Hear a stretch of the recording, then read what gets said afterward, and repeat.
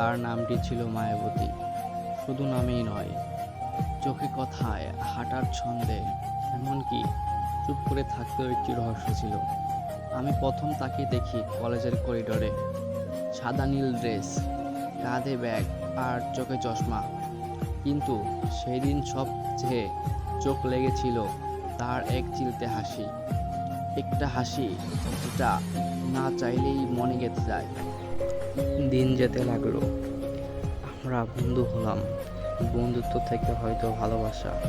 কিন্তু আমি কোনোদিন তাকে বলিনি, ভয় ছিল হারানোর।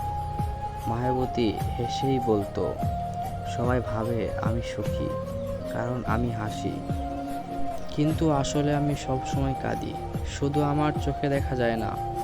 একদিন বিকেলে কলেজের গাছতলায় বসে আমি বললাম, তুই চাইলে তোর চোখের কান্না আসার আগে আগে মুছে দেব। সে কিছু বলতো না, কেবল হাসলো।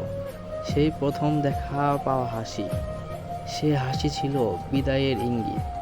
সেই রাতে মায়াবতী চলে গেল, চিরতরে না, অন্য শহরে, নতুন জীবনে, নতুন কারো হাত ধরে। আমি চুপ করে রইলাম, কারণ ও তো জানতো না আমি ওকে ভালোবাসি।